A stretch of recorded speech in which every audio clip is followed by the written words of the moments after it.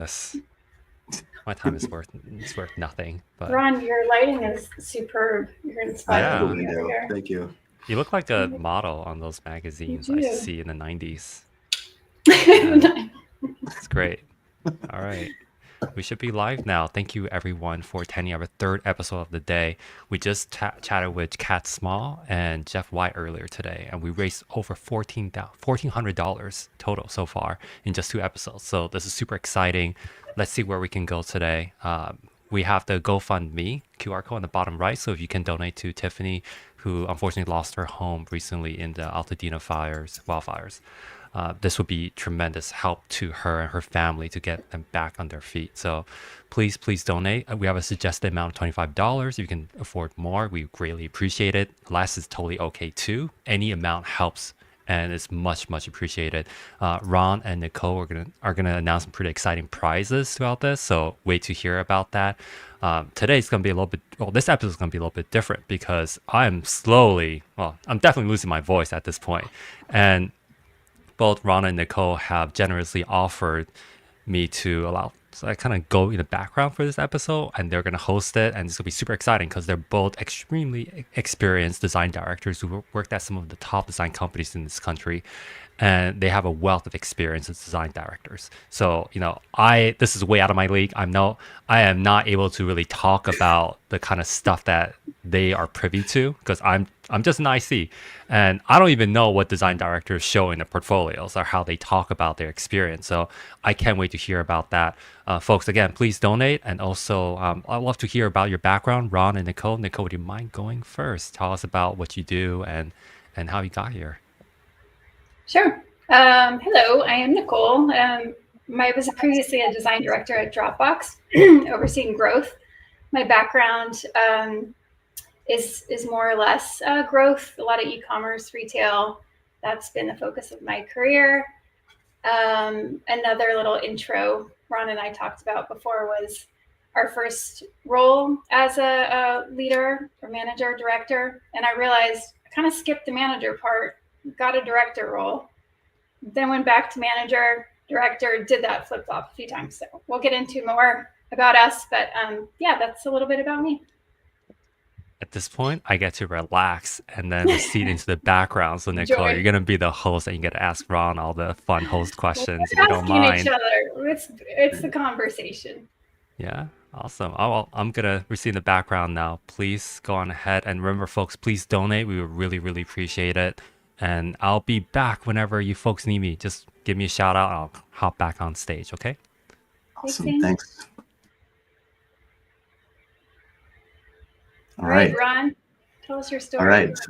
So my story, yes, I was most recently a director at Walmart. I have been a people manager for about half of my career, so about 10 years now. I started out as a sort of like funny story, actually. The way I started out getting into management was after working at big companies and some agencies. I kind of got into this had the hubris of starting off of my own, but for some reason, instead of like saying I'm Ron Golden, I'm a consultant, I just created a brand, and it was just me and a laptop. And as business got better, I ended up just like needing to hire contractors, and then they turned into full-time employees, and kind of like the rest is history. So that was like my first kind of foray into management. But since then, I've worked in house, leading small teams at a startup a few times. I led product for a little bit at another startup. And I had worked at, say, like the last few jobs, Google, Meta, and then most recently at Walmart, from manager to kind of director roles. And I actually am about to start a new director role in about a week and change. I'm not going to announce it here, but I'm really excited about it, and have lots of experience on kind of navigating the current job market for leaders. So I'm excited to chat about this topic. Yes, let's dig in. Did you talk about your first management role yet? Yeah, so it's sort of like, so the name of the company was Akko, and it was like me and a laptop. And actually, my first client was Uber when there were like 7 cars in San Francisco or something crazy like that. And I remember Ryan Graves, who was CEO of Uber for like, I don't know, like a minute or maybe like a few months. He saw me sketching in a tea shop in Hayes Valley, maybe in San Francisco. And he's like, I didn't know you're a designer. Is it Samovar? Samovar. Yeah, I think so. I guess that's where like the startup people hung out back then. But yeah, he saw me sketching. He's like, I didn't know you're a designer. And I ended up taking them on as a client, and that opened up a bunch of doors. And all of a sudden I was like, there's more work than I can do. And ended up, like I said, hiring people out of a business I was running and owning.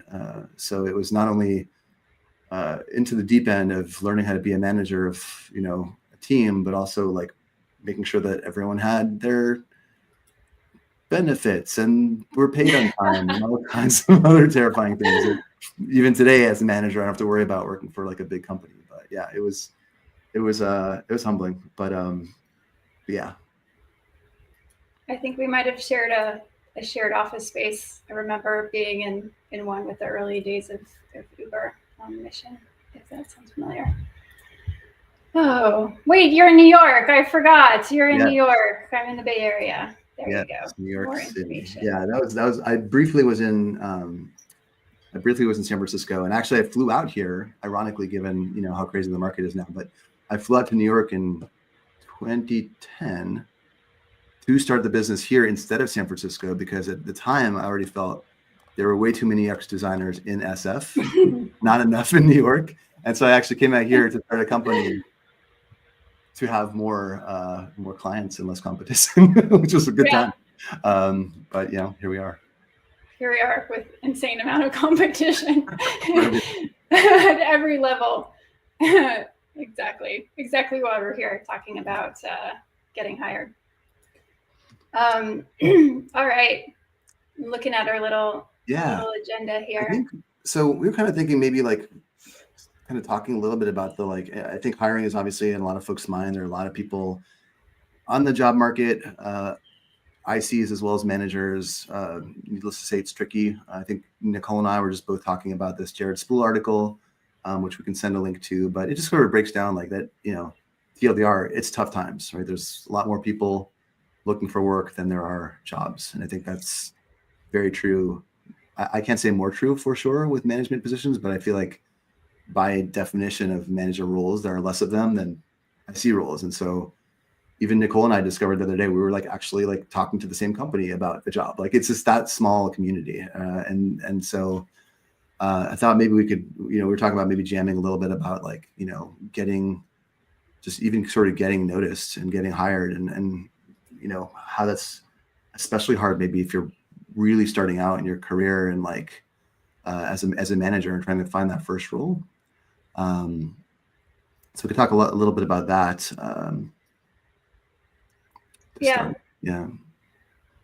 Just going back on your last point about sort of how we got here, or if there's more opportunities for ICs versus leaders, and obviously there's not enough for both for all levels, but definitely at Dropbox and other places, I've heard it's not uncommon for them to have more or less removed a layer of management or directors in my case. So I don't know if I've seen a large swath of certain types of ICs. I'm sure that's happened. I haven't been privy to it, but yeah, it's I agree that generally there's fewer roles for let's just say generally the more senior that you are. I've heard that I remember hearing that 15 years ago, so I don't feel so bad thinking that that's a new thing. But yeah, as far as transitioning to finding the right kind of roles maybe that you are interested in and want to go for, there's obviously many different strategies that one might have, was it spray and pray? Going for any and all roles that maybe you see posted on LinkedIn, and referrals, and I've heard firsthand and seen firsthand, maybe referrals don't work as well as they used to, or there's so many referrals for a job that it might not be as helpful as in the past. Yeah. And then, of course, different ways, different cold call ways to go in and find something. Yeah, I think I mean, I think it's worth actually mentioning right now, especially if you're interested and eager to get into management of any sort, and you don't have a ton of experience. A few kind of reminders, if you kind of heard our stories, right? Like, there are plenty of ways to actually continue to grow into a manager role without actually like getting the job. Some of the ones that I just mentioned earlier is like, you can start a company, of course, but you can also like, I think many people I know have become managers by starting as ICs within a company first, right? Like, and just sort of like a little sort of like, hot tip is that if you have the skills to be a great designer and you're interested in people management, definitely a conversation you can have during the interview process, or maybe closer to like you getting the job, is like, I'm really interested in people leadership. That is going to be helpful for you, even if you're an IC, because it means you can work with other designers. You can like, put together programs, be accountable for timelines, all the things that like good managers can do. But you can also start building your rapport within the company and like looking for those opportunities from within. So just a little hack. Like, I feel like if you're especially like earlier in your management career and you're not seeing the jobs, or the jobs are like, requires 5-10 years of experience, like, not to worry. I would suggest like one way you can do it is actually like get in the door somehow as a designer if you still are passionate about design. And that's a really like great path to kind of to go. Contracting is actually not a bad way to do that either, potentially. Just to kind of find your way into a company first, and then once you're inside, figure out how to kind of grow into the path that you're looking for. Yeah, I think regardless of the roles that you're looking for or your past, positioning yourself as a leader is what to do, because then you obviously have more influence in everything, your role and your career. And it's, I think, never too early to position yourself in that way, and to Ron's point, like, you can get experience doing that from like volunteering, ADP, being a mentor, or even being a mentee. I think shows, and communicating that shows that you really show some humility, and you honor the fact that you can learn from somebody else. And it's really it goes both ways, as far as you're constantly growing, whether somebody's mentoring you or you're mentoring them. Communicating those, I think, in an interview. And I know I think I might have gotten my first leadership role not only because I took over when a manager left, but teaching. I took on some grad level teaching classes, and obviously a huge learning experience. But there's just so many ways that you can get those kinds of experiences that put you in a different frame of mind. You're still designing, maybe you're talking about design or guiding others, but those are always going to really help and help you grow. Yeah. Nicole, you dropped the spray and pray term, which I think is so funny. And I think I heard it for the first time in that Jared Spool article, which Hang just posted in the chat. But I don't know if it existed before that, but it's so true. Like, especially in this kind of these crazy times, I could see the temptation for somebody to just like mass apply to as many jobs as possible just to see what sticks. I think he talks about that in that article, and that like counterintuitively, like that is like absolutely the wrong approach. And I've found that to be true as well. Like, the more I was like, hey, like this is a cool company and this is a cool job and this is why my story actually makes sense here. Like when a lot of those things kind of click together, like I found like it a lot easier to kind of engage with a company, a lot quicker to engage with a company, because it's very easy to tell that story. It's very easy for people to see that story. So I just want to also say like that that was something I think really stood out in that article. Is just about how, being targeted means like having some restraint, but it actually saves you emotional energy, your time actually. Maybe Nicole, I know might be a good time to kind of talk about how we, it could take months now to find a job. And like, the past few months, personally, I was I had left my Walmart role because it was relocated to the middle of the country. And so I had no choice but to basically kind of move on and find the next thing. You know, I didn't spend 8 hours a day looking for a job because I don't even know what that means. Like that's 8 hours of applying to jobs is not really a good use of time. I started building a product with my wife. She's got a business, started learning how to code in AI, just other things to basically do to continue to grow while being like super targeted for as long as I can on like the kinds of opportunities that like made sense for me. Yeah, I've tried a lot. I've tried a lot. I have done the spray and pray in that past, absolutely, and I find myself still, you know, going towards that once in a while. Maybe not spray, but just like, oh, maybe I could see myself doing something like this. And I'm constantly pulling back and going towards some like personal, strategic, career-related work that I've done through some coaching programs and just being a somebody that's very interested in my own psychology. Have made it a point to really dial in what it is I want, and that comes from like a you know, what my day might look like, who's around me, what's the culture, what kind of skills am I using, what kind of skills am I growing, making sure I'm not the, you know, there's a lot more smart people in the rooms that I'm in, but I have, it's been a balance, and I actually just had a few roles where I was progressing towards, you know, progressing in the interview loops, and it became, you know, like it should be, this work, and had to come back to those statements and say, you know what, this is not close enough. And I'll be honest, I have a job search council, so a group of a lot of little niche support systems that have been critical for me. And my job search council through the Never Search Alone organization really was there to say, Nicole, you wrote this a few weeks ago. Don't forget that. I was like, I know. I'm just so torn. I don't want to, you know.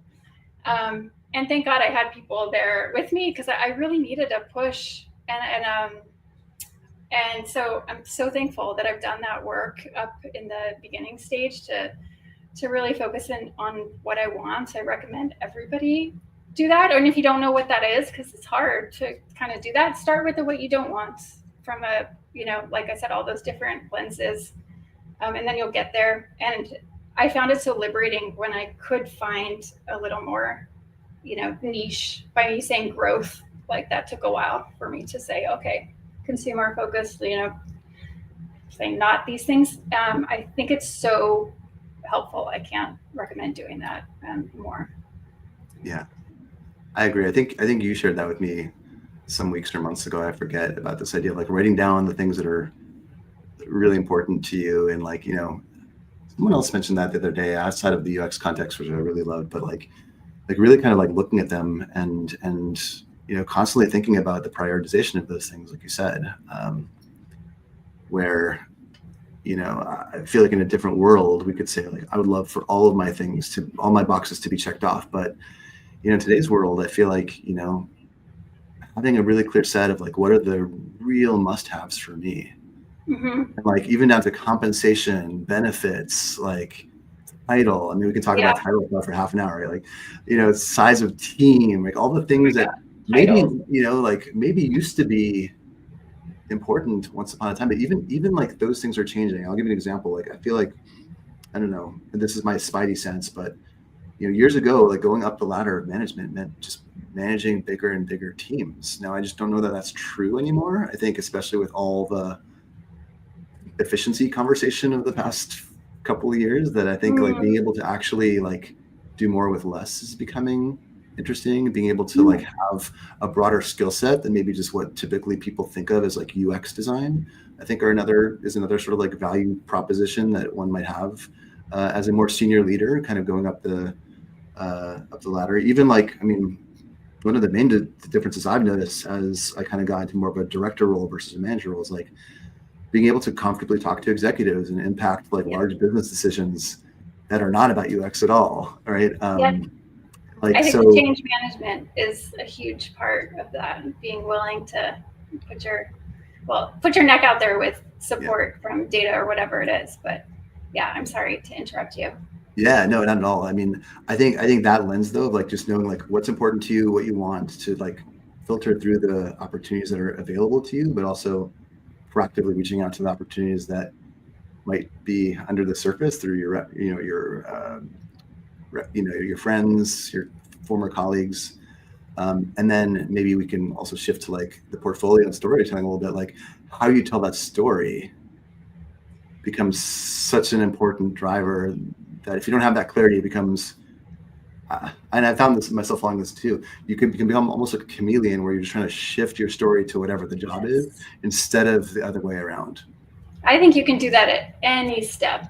Like even from the get-go, like I was saying, I could chameleon my way into, oh, maybe B2B is not so great. Like I have, it's not a power, it's a weakness, but I think we can do that anywhere. And yeah, when you do that at the presentation level, that's just so, first of all, so much work. And so, I don't know, I think that would be very hard to try to show up authentically if you're not, aligned with like what you really did and what you want to do. But yeah, let's dig in. This presentation, I'll say there's different kinds of presentations, first of all, for interviewing, for I think any role, but for design leadership, I was telling Ron that I have a more craft-focused presentation.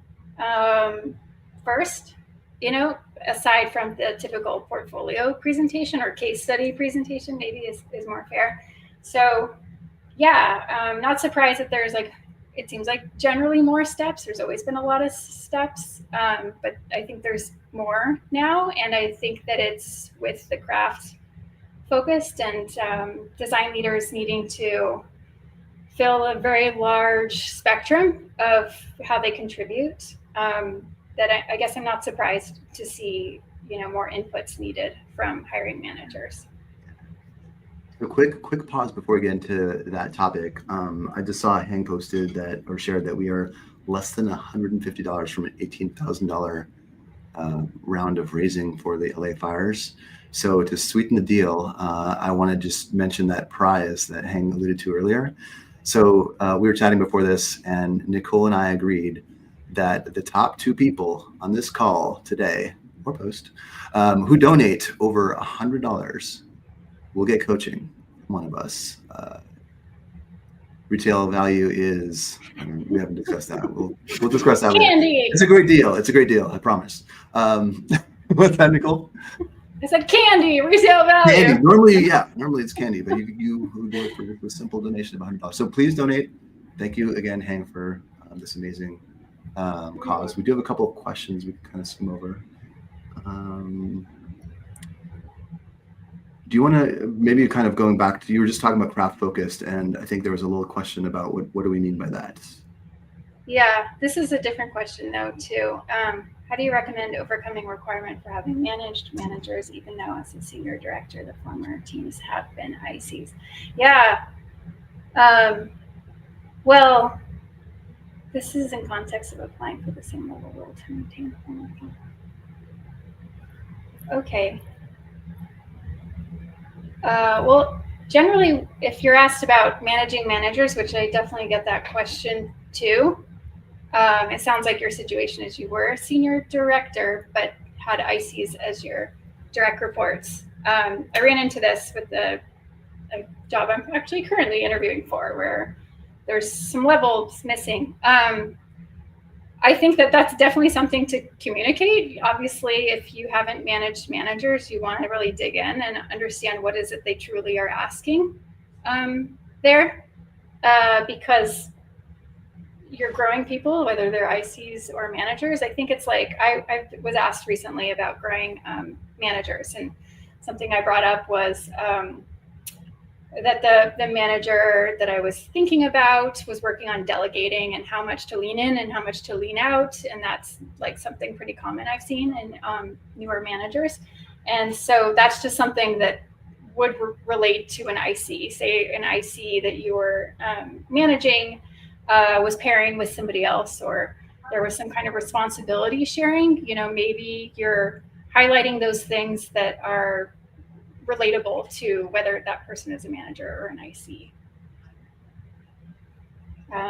Ron, did you have any comments?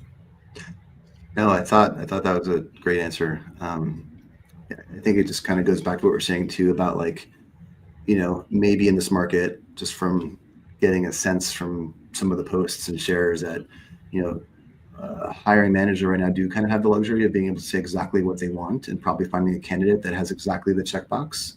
Like, do I feel that if you've never managed a manager before, that you couldn't do the job of a senior director and manage a manager? Like, absolutely, it is a new skill set, right? But I think maybe employers today don't have to take the risk as much as they did back when, of like being able of hiring somebody to just see how they do. The first time I managed a manager was not a senior director role. It was a lower title, but again, as I was saying before, that was the business need at the time that I was at the company, and they're like, we now are big enough that like you have too many direct reports, and so now you're a manager of managers, and like that was it. Well, that's nice. I've usually had to beg for. Yeah, this is before times. Wow. So yeah, it is the chicken and egg thing that I think everyone's facing in different ways. But again, I think maybe if I could like go back to that thing we're talking about with like requirements, your personal requirements, right? Like if comp is your main thing, right? What are the main driver for that title, right? Like title is probably one way to get to that comp, but I mean, there are plenty of places too that bigger company, lower titles, you could probably get paid the same or more, right? Like, so hard to answer that question without the specifics, but I'll also say like, if it's so important to you to manage other managers, then you might actually be able to do that and maybe not make as much money. Or if it's important for you to make the money you had made before, then maybe you let go of managing managers for now, knowing that, again, that could happen again when your team grows, or, so yeah, I think just that's why that prioritization is really helpful. In this case, comp versus growing as a more senior leader. Yeah. Okay. Can you elaborate on craft-focused presentation? Thank you. I don't know if you're selecting it or Hang is in the background, but that's very cool. Yeah. Thanks, Hang. Okay. This is such I know you're just asking what I meant by this, but oh my God, if I had 3 hours, I could talk to you about craft and what the heck does it really mean? No, really, what does it really mean? Because we all think it means different things. This presentation,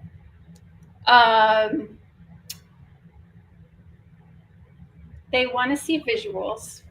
They want to understand my involvement in the shifts that were made.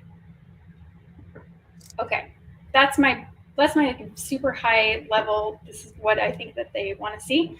But in a description that I have, a prompt, it has kind of like every aspect that one does as a designer. So in there is like attention to detail, systematic thinking,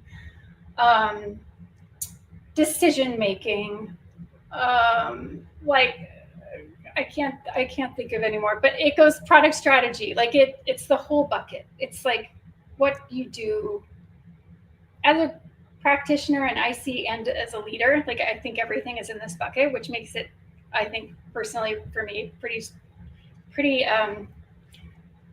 rough, because craft, if that's the bucket of craft, then a lot of people aren't thinking that is craft. Some people, So yeah, personally, I was specifically told this is not a portfolio presentation. That comes later. And I'm like, okay, but sounds a lot like a case study because there's metrics involved too.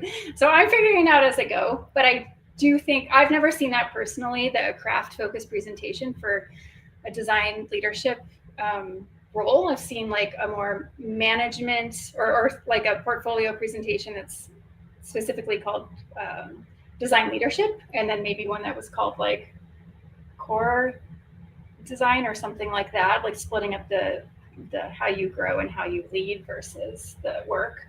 but I've never seen this before. And so naturally I'm like, okay, how am I going to shift this to be different than a case study that I would have, other than like showing more of the design process, which is something that I'll admit, like I have purposely taken out and not been as deep in because of my role. So it's kind of gone full circle. I feel like I need to draw on the old portfolios that I had in the past, not for the work, but for an understanding of like, this is how the process goes. This is where it's important to talk about iteration and learnings and that sort of thing. Yeah, I agree. This is probably a topic in of itself, but like my short answer, I interpret whenever I hear craft or craft focused, it's kind of like what the end result of the product is. And it tends to be a lot about like, is it absolutely perfect, quote unquote, right? Especially from a design standpoint.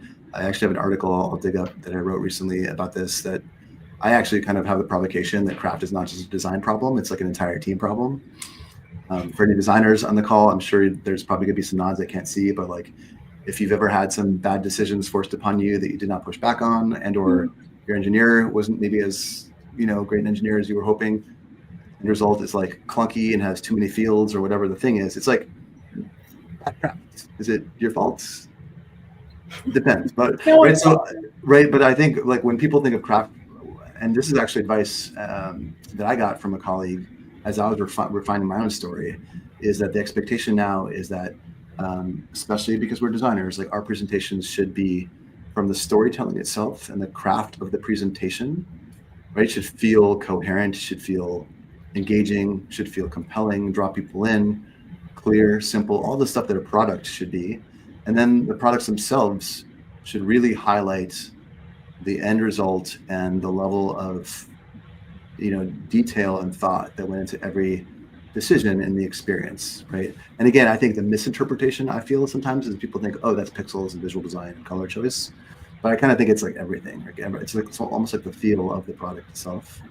But I do feel like that, and many people have written about this, it feels like there's an increased emphasis on that kind of portfolio and storytelling today than it did some time ago. I don't know what the timestamp is for that exactly, but like I remember there was a day, Nicole and I were talking about this too, like back in our agency days years ago, you could be a UX designer or a visual designer. The UX designer made wireframes and the visual designer like painted the wireframes, and it was like pretty awkward, and I'm glad we're not necessarily in those days personally, but like,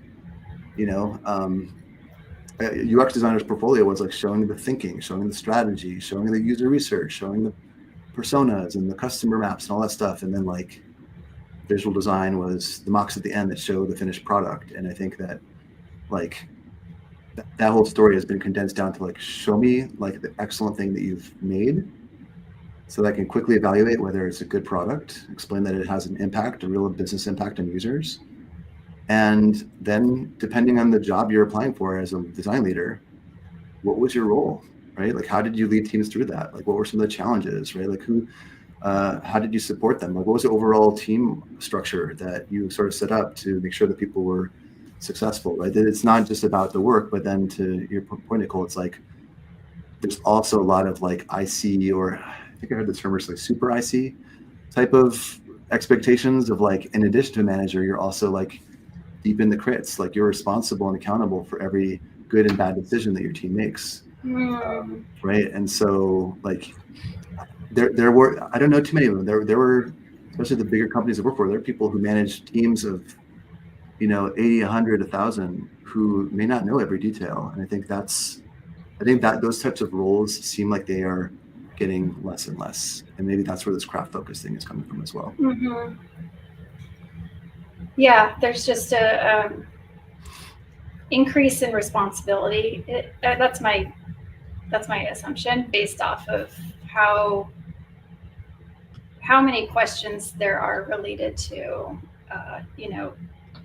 a design leader's responsibility or their role in like a design crit of on a team level, on the group level, on the org level. There's sort of expectations there. Hank had highlight there. It's back. What's the biggest difference in skill requirements in managing an IC versus managing managers? Skill requirements. There's one I just mentioned, which is about, thinking more about broader organizational structures instead of just, when you have a team of ICs, it's like, this is your project and that's your project and that's your project. Like by necessity, I feel like when you step back into the, like, I now have a team of managers, there's probably a product and business justification where those work streams are more complex. And so you're starting to design around pillars, right? End to end. And like, I think a lot of the same thing as design as work with ICs, but maybe more so, like you really have to trust your managers to like do a lot, not of design work, but also of like within maybe more high level guidance, like empowering them to basically like do what they think is right with their team. Mm-hmm. Coaching. Yeah.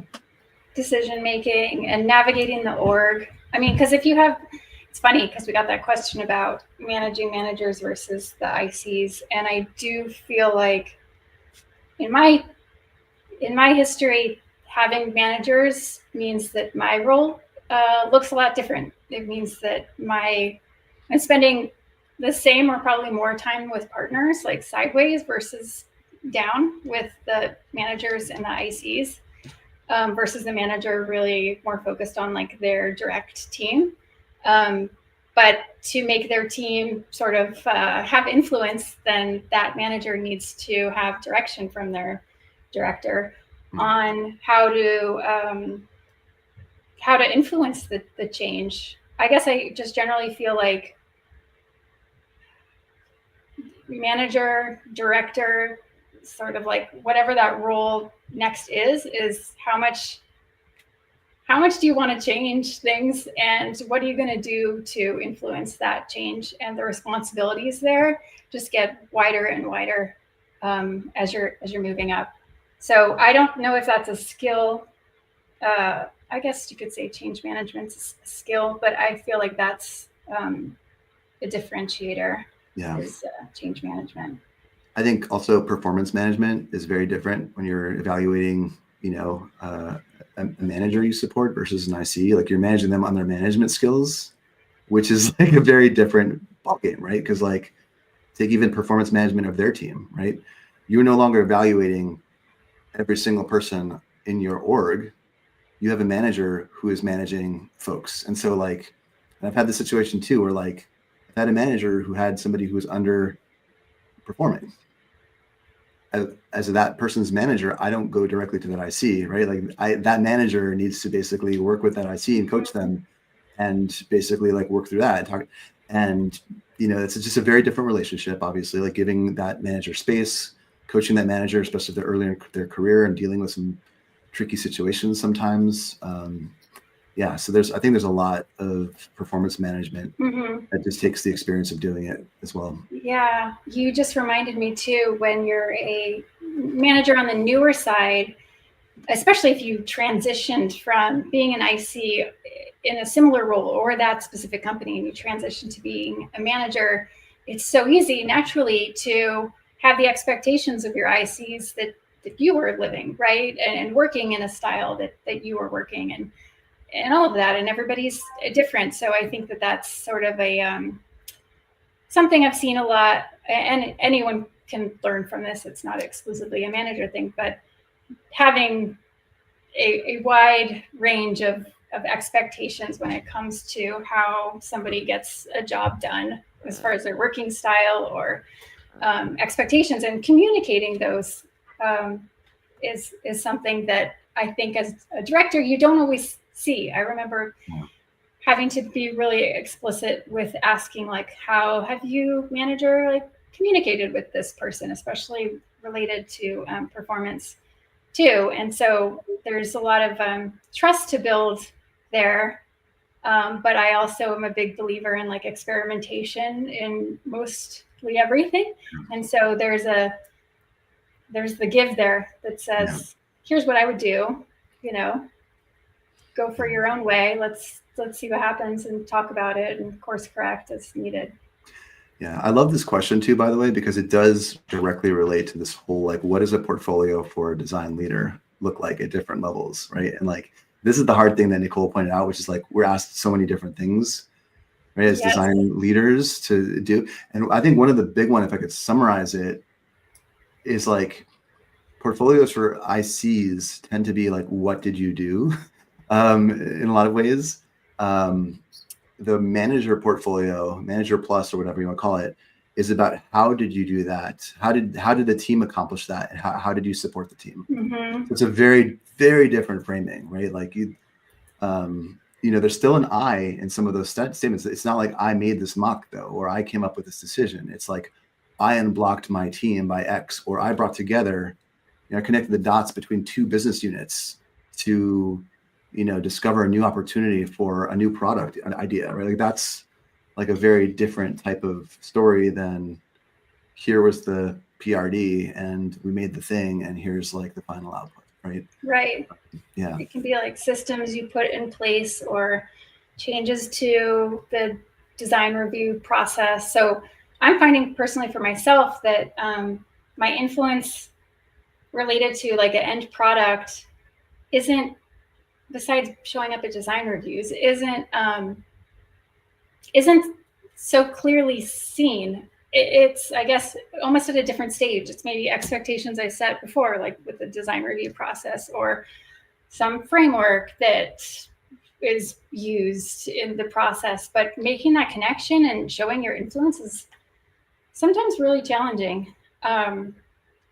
Yeah, that's the beauty of it. And I'm looking over the list now of the things we talked about, the aspects that are reviewed sometimes in a portfolio presentation. Ron found a great post from Helena at DoorDash. I think she's the VP of design at DoorDash. And there's a great post that I don't know, we can try to put in the chat. It's a little funky how that happens, but I'm just going to quote something that I found just so true. In a short time of 45 to 60 minutes, countless things are being evaluated. Your design sense, craft bar, problem-solving skills, business impact, management style, operating principles. Management principles isn't in there, but I'll add that too. Communication skills, personality, and potential working chemistry. Okay. Don't be nervous during your interview, by the way. I mean, if you even just broke those things up, not that that's how you tell a story, but if you did, that would be like 3 hours long. Yeah. So, I mean, I think Hang mentioned, like, he's like, I don't really know what's in a, you know, director's portfolio. I actually don't have a ton of data points either. I've seen some, but I'm equally curious.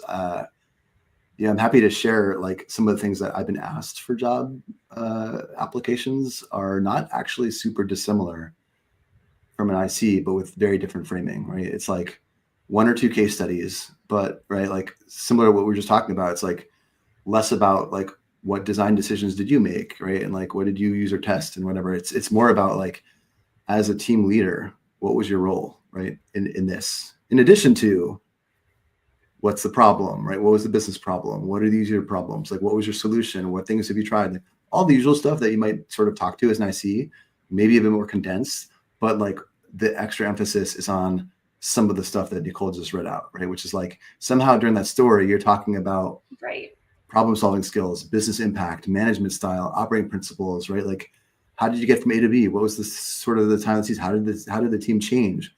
What were some challenges you helped the team overcome? Like, these are not questions that are asked of you, but these are the kinds of questions you could ask in telling a story like that speak to your management role in that same case study that an IC might present, if that makes sense. And then usually I've heard, I don't know, Nicole, what your experiences are, there's usually like maybe like the first 5-10 minutes where you talk about open-ended your leadership philosophy / anything you want to share. And it's pretty open-ended. And I'm curious what different people's approaches are. I share principles. I share, you know, like kind of my overall experiences. I share quotes from my team that sort of like back up like some of the things that are my strengths and some of the areas that I've kind of, you know, consider to be my like what shaped me and my DNA as a design leader. Other artifacts that kind of, again, visually tell the story of, stuff I've done to help with design culture and, make teams feel good, and also like maybe some challenging situations or the most challenging situation. I know storytelling is something Nicole and I talked about a lot. And like, I do think for those of you that are on this call and are or have been managers, your mindset, if you're looking at any interview, is like, I have an 8 or 9 hour day. I have this 1 hour where I'm going to hear a stranger talk about their work.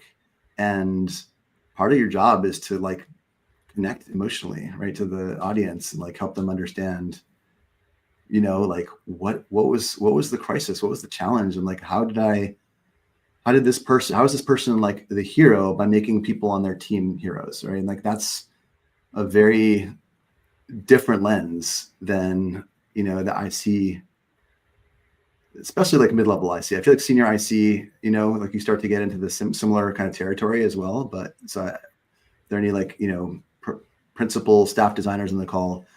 There's definitely some takeaways there for you, even for IC roles, right? But yeah. Yeah, doing all of that through a story, I think is tough, and I think it's doable. However, I also think that there's got to be the opportunity to sort of, I don't know. I don't literally mean like pause and say, okay, we're going to shift gears out of the project and talk about, we're going to talk about my operating principles, but I think that I think you have to make it work however it works for you. And I have to say too, like, it's okay if you can't fit all of those things in your story. Expressing that there is something there, I think, is important, because there are a lot of other, in my experience, I think it's pretty typical. You're having many interviews before this portfolio presentations. You probably have some one-on-ones after, or like same day, whatever it is, where you're asked behavioral questions, and something like design principles or management principles, I feel like is pretty commonly asked even early on those interview steps. So not to say that you don't want to pack everything in the portfolio presentation, but I also just feel like I'm trying to be realistic with what's possible. Yeah, a lot of people, including I think both of us would agree, like talk about tailoring the portfolio presentation to the job. And in my experience, and I think everyone probably has a different approach, that doesn't actually mean like fundamentally changing slides significantly in my mind, right? Like sometimes it's about your voice and speaking to, right, like why this is relevant, right, to the role at hand. So, my point is like it's not about like adding more words, adding more content to address the like 12 checklist things that Nicole rattled off in the beginning, right? It's like it's sometimes it's a sentence, it's a moment pause where you're like, this was a moment where the team was scared that we were heading down the wrong direction, in the product. And like, this is a moment where I built psychological safety and, or, like brought in some other resources so that people, whatever the story is, like, those are things where they don't have to be slides, but like even that sentence at the right time, so that you're over the course of the 45 minutes that you have, right, people are kind of seeing you, they're not going to remember everything you say, but they're kind of seeing you holistically as like, well, like this person seems like they'd be like a courageous leader, but they're also really close to the work, because I remember that one screen where they talked about this one detail. And so it's like enough to kind of give people a sense throughout. And usually, like I said, you have like 2 case studies. So like some people even have like case study 1 that focuses on like XYZ, and then the other that's on ABC of the skill sets. And so that way, over the course of time, it doesn't become too repetitive, but you're kind of like subtly nodding to some of the things that people are looking for, specifically from the job again. Yeah, I think I personally get really excited when I know there's bits and pieces that I look forward more to talking about, which I don't know, it feels like that's a good thing if you're getting excited about aspects of a job. Hopefully it connects to the role that you're going for too. But yeah, ramping up in those areas is it has a lot of weight, how you show up in general. has a lot of weight. All right. Other questions? I'm looking at the chat. Do you want to highlight? Yeah, there we go. What are some of the scaled problems that directors should be talking about in their portfolios that are different from managers or super seniors? Scaled problems. I'll talk. One quick caveat I should just mention is that titles are kind of meaningless without context, because a director at one company is different than a director at another company. And so it's hard to give a black and white answer about this. Like, you could be a director of 3 people at a small startup, right? Or head of design of 1 person, like, or, you could be the director of, 40 people at a FANG company, right? So just want to kind of clarify, it really does depend a lot. I think in my experience, like, if directors are defined by a little bit maybe of like a bigger team, more complexity, more C-level executive sort of interface, more impactful and challenging decisions, like there's a lot of stuff kind of rolled into one flavor of a director role that maybe I've experienced. But I do think if a lot of those are what my role entailed at company X, those are the things that I'll be speaking about, right? And I think we touched on some of them earlier in this call, right? It's like, how have you supported, if you've managed other managers, right? Like working to coach them and grow them as people leaders, right? Like that's a huge one if that's a part of the scope of the work. Tell me about times that you've actually interacted with people like above your level, right? Like, and influence people across different organizations, which I think is true for every level to some extent. But I would say, like, if you're a senior IC and you're convincing a VP of something, like, you're a superstar and punching way above your weight, so to speak. Mm-hmm. If you're a director, that is expected. So yeah. It's like, right, like, yeah. I think the altitude of the business problem that you're solving is a differentiator for me. So if you start a presentation or case study with, there was a direction to do this, and so my team went and started doing it, and then the challenges are like within that, like how we did it, whatever, that's one altitude. Another maybe higher top altitude is the business growth was plummeting. This and this was going on from like a metrics and business point of view, and you're attacking the problem from like the very top that you can. That shows a real understanding of how your work fits into the business. And you're going to have to like bring it down to like what you actually did to craft the change that you made. But making that connection, I think, is a differentiator. Like, I recommend anybody do that.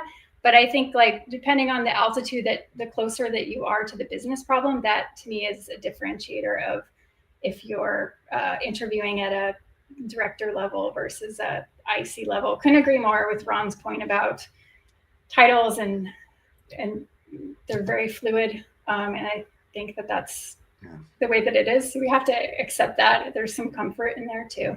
Yeah.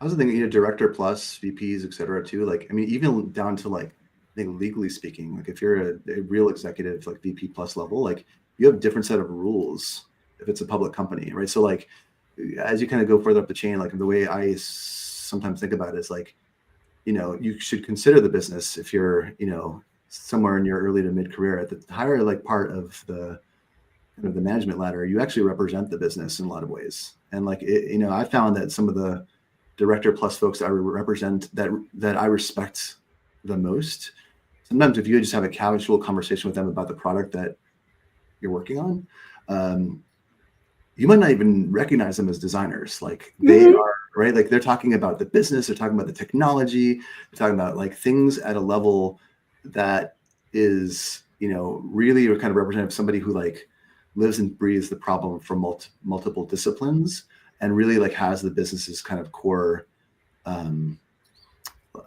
goals in mind with kind of everything they do, and consideration of the operation principles of the team and how stuff gets done. So it's hard to quantify, but I think some of those talking points I just mentioned are things that, again, you can call out in your approach to a particular case study, right?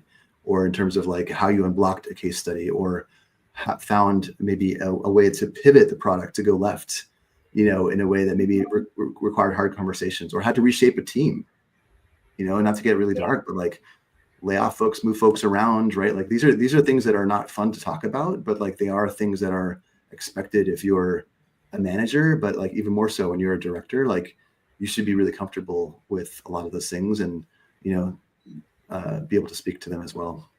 Yeah, I agree. I think anything with partners related is something, any designer will talk about cross-functional partnership or collaboration. When you're solving problems that are shared, or solving other groups or other functions problems, I think that's probably another differentiator too. Because again, you're operating sideways, I don't want to say more than down, but you're sharing those high level business problems with your peers across all the different functions that go beyond engineering and product too, I'll add. Ron and Nicole, thank you so much for just replacing me for an hour, because it's been wonderful. I got to relax and rest for a bit. Thank you so much. We had quite a few donations. I want to call them out. Steve Domingo, Ron Golan, thank you for donating and for speaking today. Did you Really do that at the appreciate same it. time? Yeah, he multitasker. This is why you're a director. This is one of the core key skill sets. And Sandra Miller and Joshua Vaughn, thank you all. We have 4 donations. We're only $23 away from $18,000. Folks, you still have a minute or two to put in your donations to get coaching from either Ron Golden or Nicole Landry. They're wonderful folks. I've learned so much about differentiation between manager level and director level in this call. Thank you to so much for taking the time today. Everybody, I hope we all learned. And also for the driving the donations. It's just, we're getting so much closer to our goal. Thank you, folks. Thank you. And I hope to see you all soon. We should keep chatting. This is like a fascinating topic. Like, it's not talked enough about. And I wish we get more data points around like how directors operated and what their portfolios look like. So, yeah. Thanks for having us. Thanks for having us so much. Thanks for donating, everybody. Appreciate you. And if you haven't, yes, please do.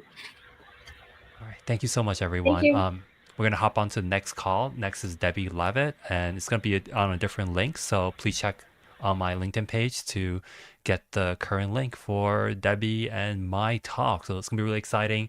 I'm going to take a quick bio break, and I'll be there in like 1 or 2 minutes. So see y'all folks soon, and take care.